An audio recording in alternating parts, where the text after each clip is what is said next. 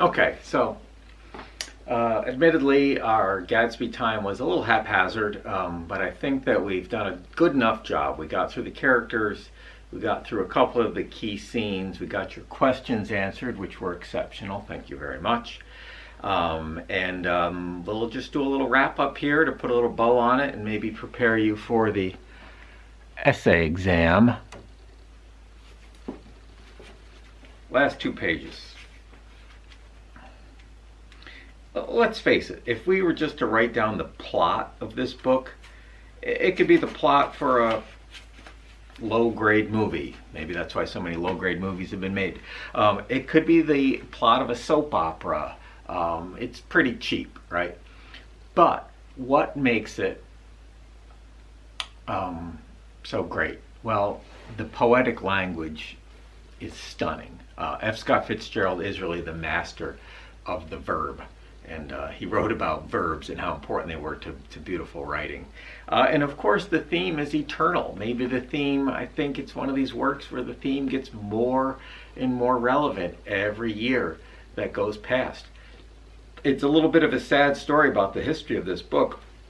When it was published during F. Scott Fitzgerald's life, it sold about 30,000 copies. That's not a lot. Fitzgerald always thought it's because it didn't have a likable female character, and that could be true. And I believe it was 1940, it sold 7 copies. 5 of those F. Scott Fitzgerald bought to give to friends. That's one of the saddest things. Fitzgerald dies, a little bit of time goes by, the book comes back, roaring back, and nowadays, thanks to professors and school teachers, it sells about 350,000 copies every year. And I think this year or next, it's actually going to go in the public domain, so it will absolutely be free online. Maybe you found that already. Last 2 pages.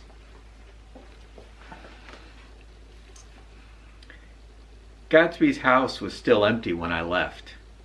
The grass on his lawn had grown as long as mine. One of the taxi drivers in the village never took a fare past the entrance gate without stopping for a minute and pointing inside. Perhaps it was he who drove Daisy and Gatsby over to East Egg the night of the accident. Perhaps he'd made a story about it all his own.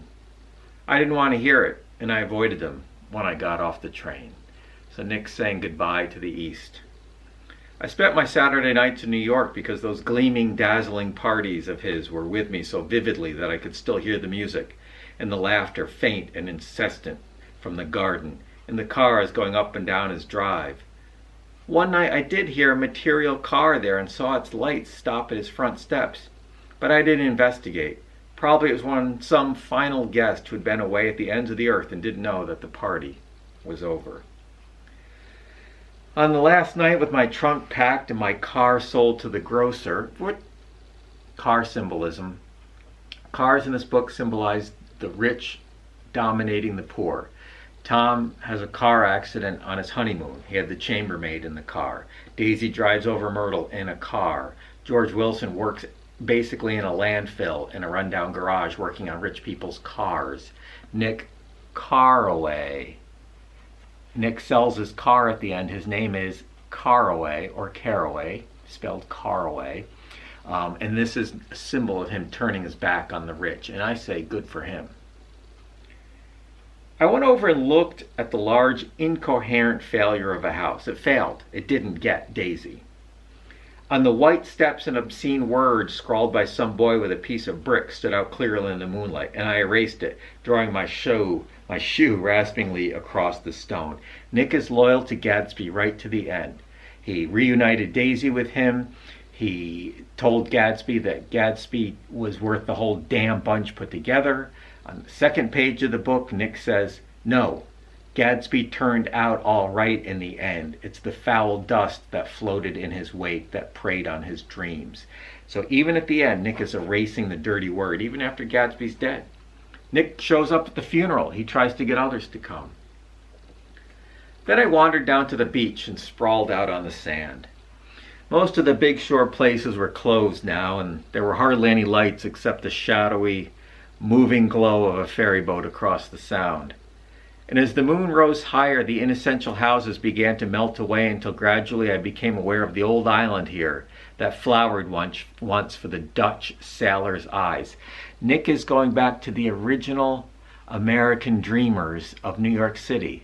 The Dutch. Remember, it was Henry Hudson, an Englishman, sailing for the Dutch, who claimed Manhattan, Long Island, the Hudson Valley. That's why there's so many Dutch names around here. In Valencia right now, which is Dutch for Little Falls. And why did the Dutch settle America? Religious freedom, to escape persecution? No. To make a lot of money. One of the first corporations on earth settled the Hudson Valley, mostly to trade with the natives and get beaver pelts. Again, money, corrupting. The Dutch sailor's eyes, a fresh green breast of the new world. Its vanished trees, the trees that had made way for Gatsby's house, had once pandered in whispers to the last and greatest of all human dreams. For a transitory enchanted moment, man must have held his breath in the presence of this continent, compelled into an aesthetic contemplation he neither understood nor desired, face to face for the last time in history with something commensurate. So this is this romantic idea that the beauty is in the becoming. But once you find something, once you have it, it's over. The best moment with Daisy and Gatsby was when he kissed her on the sidewalk back in Louisville. That's when she blossomed for him. And after something blossoms, it's over. Remember, all relationships peak with the first kiss.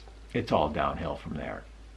No, but that's a romantic idea. That's a romantic ideal, that the beauty is in the becoming, and then once you have it, it's over. It's a stupid idea. And as I sat there brooding on the old unknown world, I thought of Gatsby's wonder when he first picked out the green light at the end of Daisy's dock. He'd come a long way to this blue lawn, and his dream must have seemed so close that he could hardly fail to grasp it.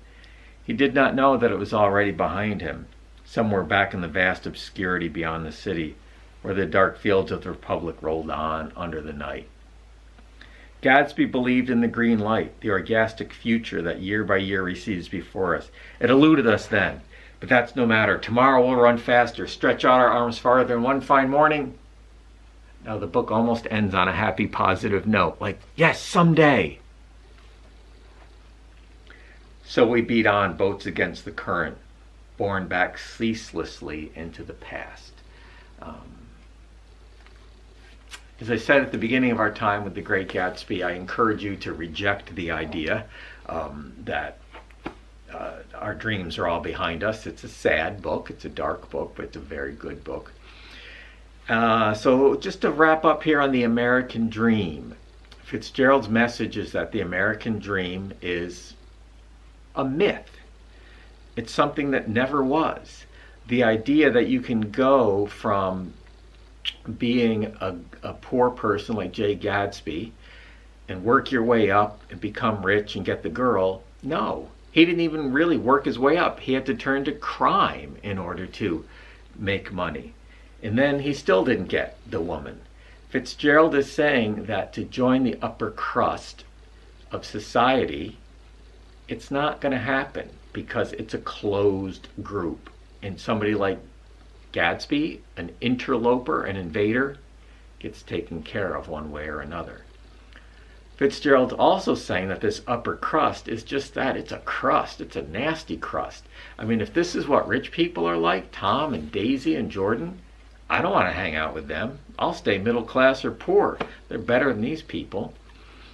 And I encourage you to say, what is the American dream? I still think the American dream that's sort of encouraged is to make money, to have stuff, a big house, a big car. No, don't do that. No one on their deathbed ever said, man, I'm glad I worked a lot. Boy, I had a lot of stuff in my life. Man, I had a big house. No one on their deathbed, well, maybe some fool, but that's not what you want your final thought to be, right? You want your final thought to be, I spent my time and energy on people, on loving people, on building my mind, maybe building my body, staying fit physically and mentally. But it certainly, happiness does not lie in stuff, in houses, and in getting the pretty rich girl.